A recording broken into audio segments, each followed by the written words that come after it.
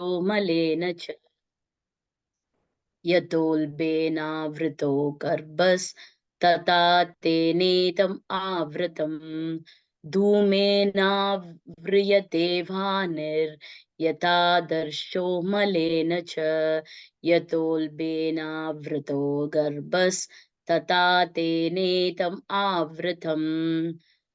Translation: as fire is covered by smoke, as a mirror is covered by lust, or as the embryo is covered by the womb, the living entity is similarly covered by different degrees of this lust. Anyone wants to read the shloka once? Mataji's? Kamla Mataji, Hare do you want Krishna. to read? Yeah, Hare Krishna Mataji, do you want to read Yes, once? yes, Mataji.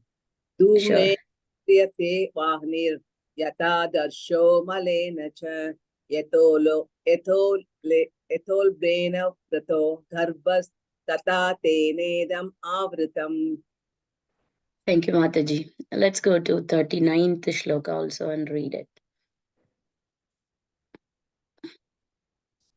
आवृतां ज्ञानं येतेन ज्ञानिनो नित्यवैरिणा कामरूपेण कौन्तेय दुष्पुरेण अना दुष्पुरेण नलेन च आवृतां ज्ञानं येतेन ज्ञानिनो नित्यवैरिणा कामरूपेण कौन्तेय dushpurena nalena cha. Translation: thus the wise living entity's pure consciousness becomes covered by his eternal enemy in the form of lust, which is never satisfied and which burns like fire. Any other Mataji want to read the shloka once? Mataji, can I read? Please, Mataji. Yeah. Thank you. Avritam jnanam etena jnanino nityavairina kamarupena kaunteya dushpurena nalena cha. Hare Krishna. Hare Krishna, thank you, Mataji. So, actually, here Krishna is talking more and more about lust. The Arjuna's question to Krishna was, what is the force which is impelling a living entity, a person actually, to do some sinful activities even without his willingness to do? So, what is that? So Krishna answered for that it is Kama Esha. It is lust, the greatest enemy. Because of that only, a person who, even if he's not willing to do that, he's been impelled to do that sinful activity. So every one of us, everyone, all the living entity have that greatest enemy in us, but the what do you call, the level of it will be different. That's it. So from these shlokas we will also understand how fortunate enough we are for what, for having this human form, for having this human form. After so many birth and death, we are having this human form. So we will understand how fortunate we are to have this form also by the end of these two shlokas. So here Krishna says, Dhumena vriyate vanir, as fire covered by smoke, yatha darsho malena cha, the mirror covered by the dust, and yatha bene vrito garbhas, as the embryo is covered by the womb. So as all these things, there Krishna is giving very nice analogies. These are the three analogies he is giving.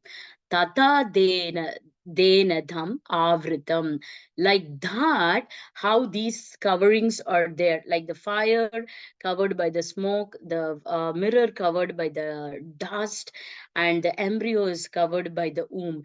Like this, the living entity is covered by the different degree of what? Of lust. So here Krishna is giving us three analogies to understand the different level of the lust covered.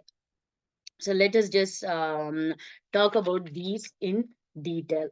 The covering of pure consciousness of living entity, that that covering, that covering is nothing but lust. Krishna says that covering is making the conscious to be contaminated. So how is the degree of this lust? How is this covering? Let us just take each and every one.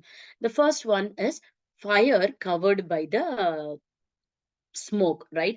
Fire, when the smoke is when the smoke is covering the fire is inside, but still we are able to see the fire somehow, right? Like a little, whatever it is, we are able to see the fire. And the function of the fire, like to give the heat and light, is also happening. So still the fire is seen, and the function is also happening in this case.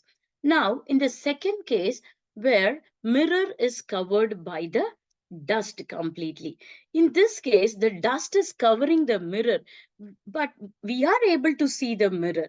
We are able to see the mirror, but what is the function of the mirror? The mirror's function is to reflect any object which is in front of it, right? So the function of the mirror is not being done, but we are able to see the mirror.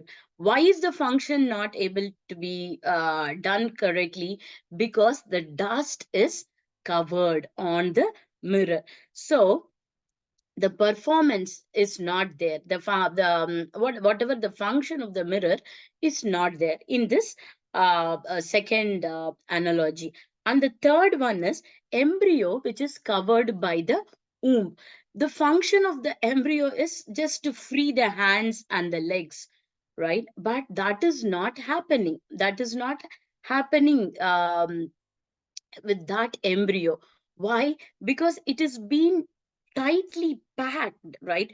The covering, the womb is so thick, and it is being tightly packed, that the function is not being done. And the other thing is, it is not being seen also. We cannot see the embryo, right? So it is not being seen. The function is also not happening because the layer is so thick.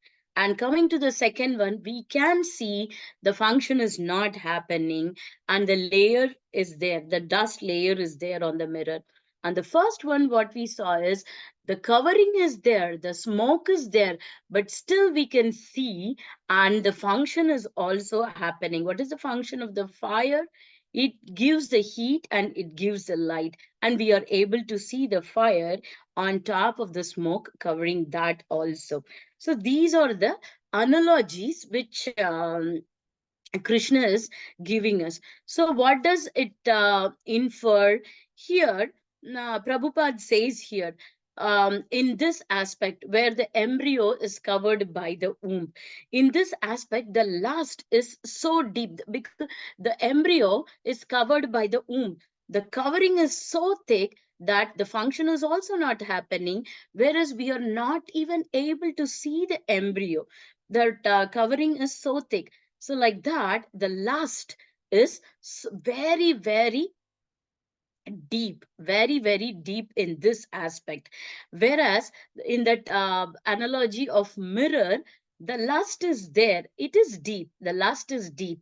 Whereas in the first analogy, the fire, which is covered by the smoke, the lust is shallow. That's what Prabhupada says here. And how is Prabhupada comparing this is, so in this way, in this not an example, in this analogy, embryo which is covered by the womb, Prabhupada says that lust is so deep that the living entity becomes unconscious. It is compared to the existence of the tree, right? There what happens in the existence of the tree, there's no the functions cannot be performed. There is and we cannot even see, we cannot even see the living entity, right? Like whether that soul is present or whatever it is. So that is how it is. It is in the form of tree. where when the covering is so thick, the lust is very, very deep in this case. Whereas in that mirror case, that is compared to the birds and beast. Here the covering is thick, the lust is deep. It is not very, very deep as the third analogy which we saw. This is compared to the birds and beast. The function is not happening. The mirror function is not happening, but it is seen. It is similar. So the birds and beast are seen, but the real function, what is the real function? The real function is not happening there. But whereas when you come to the first analogy, the fire covered by smoke, Prabhupada is comparing that and giving example as a living being, as a human form. So here the last covered is shallow. It is not deep, very deep, and it is not very, very deep as the second and third one. It is shallow. So even when it is covered, we can perceive what is the real a goal of life. That can be perceived even when the lust covering is there, right? So it is similar. Even when the smoke is covered, the fire is covered by the smoke, the fire can give the fire does its function of giving light and heat, and also we can see the fire. So it is similar. The human form, it's everything is being seen, and it can perceive the function. It can perceive the function even on top of having this lusty covering.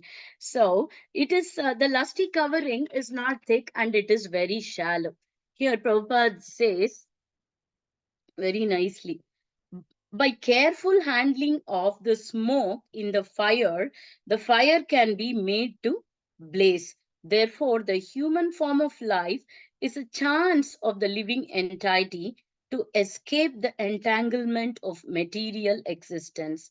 In the human form of life, one can conquer the enemy lust by cultivation of Krishna conscious under able guidance. Therefore, this human form of life is very, very precious. It's like a junction. It's like a junction where a person can decide which way he wants to take. So this junction is very, very important.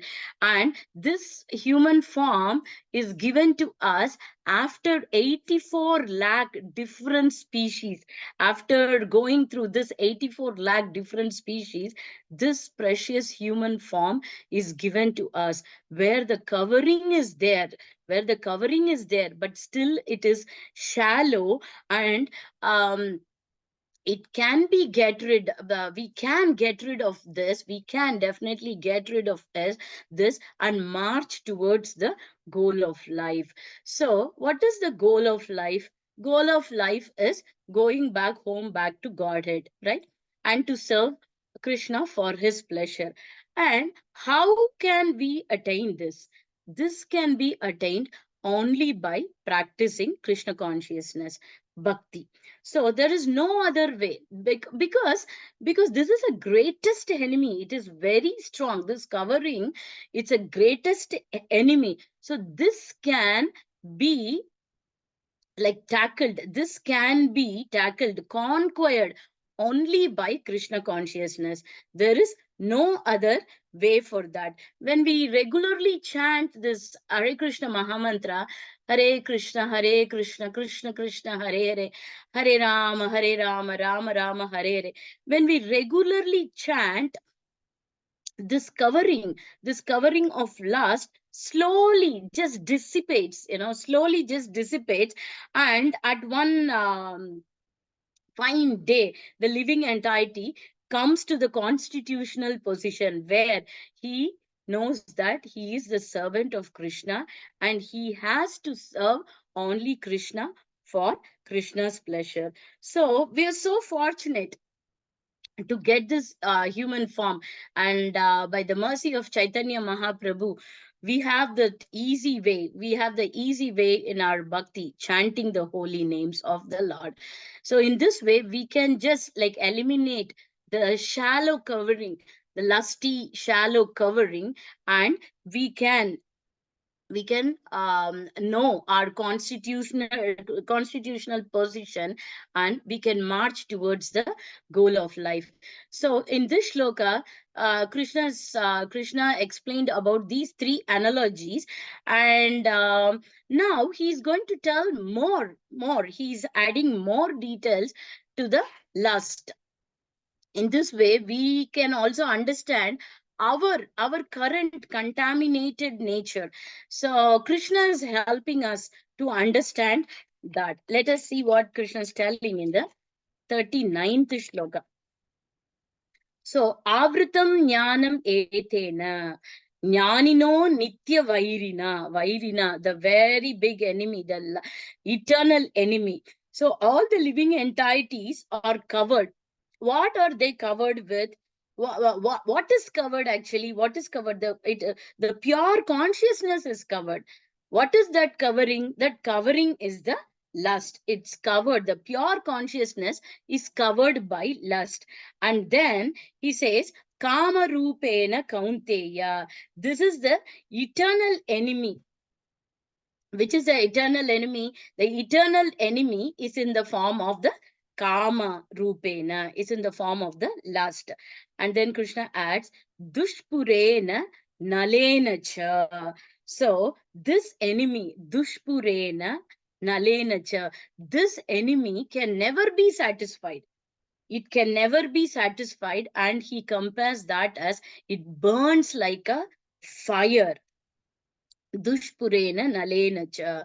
So this is what Krishna says more, explains more about this lust. So we cannot say that just by satisfying all our lusty desires, one can attain the self realization. Have we heard anybody just saying like did we see anyone like okay, they fulfilled all their lusty desires and now they are very peaceful and now they are self realized? Did we hear anything? No, we cannot even see.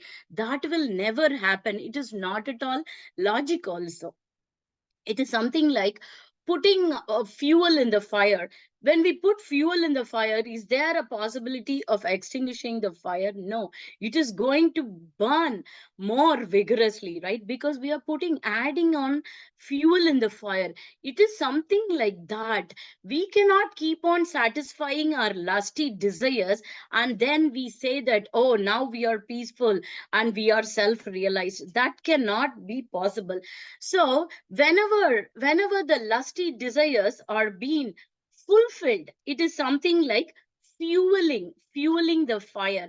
When one lusty desire is satisfied, it fuels the other lusty desire. So it keeps on burning and burning, and that's why that is compared to fire. So it can never be extinguished, and there is no possibility saying that because of okay, enjoying the lusty desires or whatever it is, fulfilling the lusty desires, one will be self-satisfied. That is not logic, and that will never happen. It will just keep on burning more and more, fulfilling the desires, lusty desires. It is like fueling the fire, and it will completely burn like anything, and the lust, shallow lust covering becomes more thicker and thicker. Let's see what Prabhupada explains here in this purport. Yeah. Manushmati, Manushmati says that lust cannot be satisfied by any amount of sense enjoyment. Just as fire is never extinguished by a constant supply of fuel. So it is something like that, what we discussed. When we keep on supplying fuel, the fire cannot be extinguished, right? So it's the same thing. When we are fulfilling our desires, also lusty desire, it is something like fueling our desires to get become more and more. In the material world, the center of all activities is sex.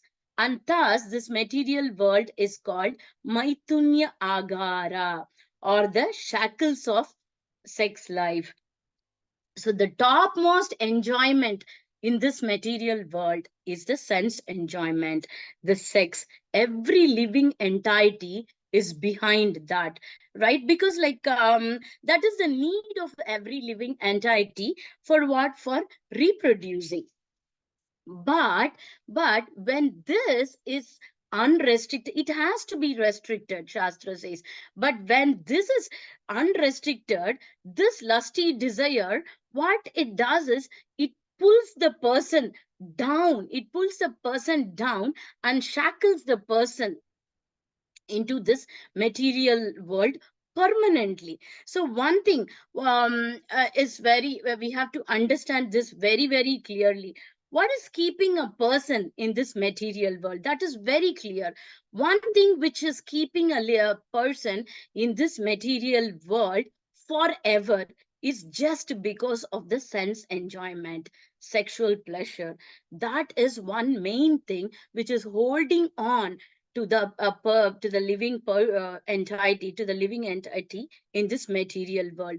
This particular activity should be used only for begetting Krishna conscious children. That's what Shastra also says. um, According to this jurisdiction of marriage, this activities can be done only for begetting Krishna conscious kids. Other things, it is not at all allowed. There are a lot of things happening nowadays: premarital affair, post-marital affairs, and all these things. According to Shastras, they are all illegal. They are not allowed at all. But nowadays, it has become a fashion. Until unless they have the premarital affairs, then the marriage is not getting. And after that, like post-marital affairs, a lot of nonsense is going on.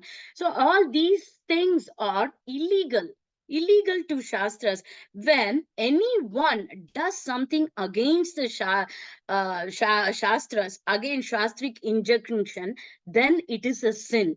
There is no way for that person to escape from that type of sinful behavior. So we have to be very, very careful about all these things. For example, let us just take this. When a person commits some criminal mistake or something, what will happen to a person? The police takes that person, and he puts that person in jail, right? So he will be behind the bars and he will be shackled there. And the prisoners, what do you call that, policeman or whoever it is, they will be like looking after him so that he doesn't escape, right? He will be under their control. So it is like that. We would have seen how is the jail in this material world. But here, this material world itself is a jail. How are we saying that this material world itself is a jail? We are not seeing any bars or shackles which are just holding on to us here, right? As we do see in the prisons, those bars and the policemen are holding on to the criminals. We don't see anything like that in this material world. We may have that, or maybe some neophytes have that question also. We should be bold enough, we should be uh, able to give them the answers for that. So what is holding the person in this material world? Are there any bars or shackles to hold? That is what Prabhupada is saying here. Maitunya aghara. That is acting as the shackles and the bars, the lusty desires.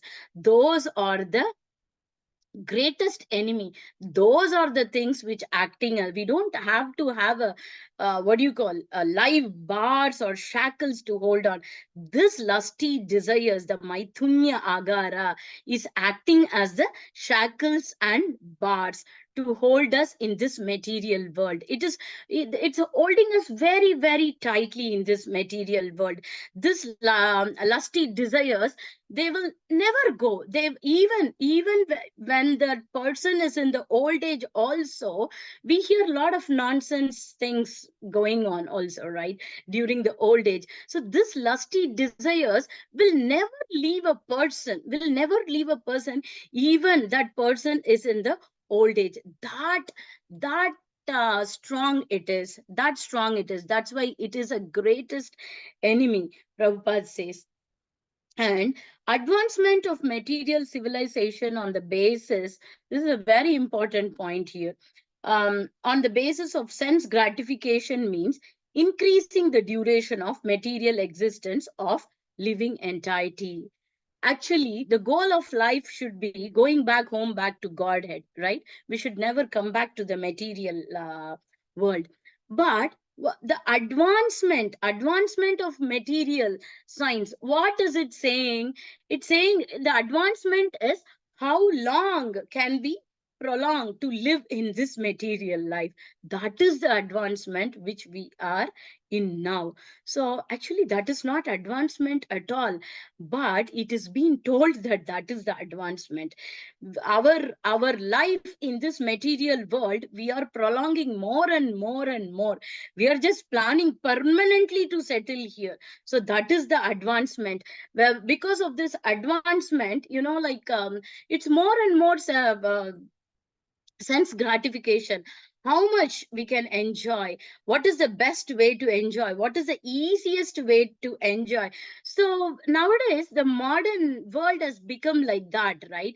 At least in olden days, people have to slog so much for a tiny bit of material enjoyment, but nowadays it's very, very easy. It is just like instant, and it is happening also. That is the advancement which we have. But this advancement, what it does is, that is not the permanent happiness what we are getting. It is just the flickering type of happiness what it is giving. So this flickering happiness, it is holding on to us, to this material world, permanently. It shackles down, it keeps us, it pulls us away and away, away and away from the goal of life. So when we are going away and away from the goal of life, we are just falling into the deep and deep ditch. Now, like, what happens is, like, the modern world has named the named Vedic culture also as old fashioned. But at least the Vedic culture, it was the main theme was how we are going to attain the goal of life. That was the main thing about the Vedic culture. But this modern world is taking that as an old fashion. And what is this modern world doing? It is making this covering, this lusty covering, which is shallow in this human form. It is making that lusty covering more thicker and thicker and thicker, and increasing to fulfill the ways to fulfill the lusty desire. So because of that, what happens? Definitely we are stuck in this janma mrityu jara vyadi, this cycle of birth and death again and again and again. Then we are deep into it, and we don't have any way to come out of that. That is the advancement in this material life, what Prabhupada has very nicely explained. So while one enjoys sense gratification, it may be that there is some feeling of happiness, but actually that so-called feeling of happiness is the ultimate enemy of sense enjoyer. So definitely when there are senses, when the senses come in touch with the sense object, there is a slight happiness, that satisfaction or something, that's a flickering happiness. In the material world is ashashvatam, dukkhalayam ashashvatam. It is temporary. So when the material world is temporary, the happiness which we get from this material world is also ashashvatam. But that flickering happiness, that flickering happiness is there.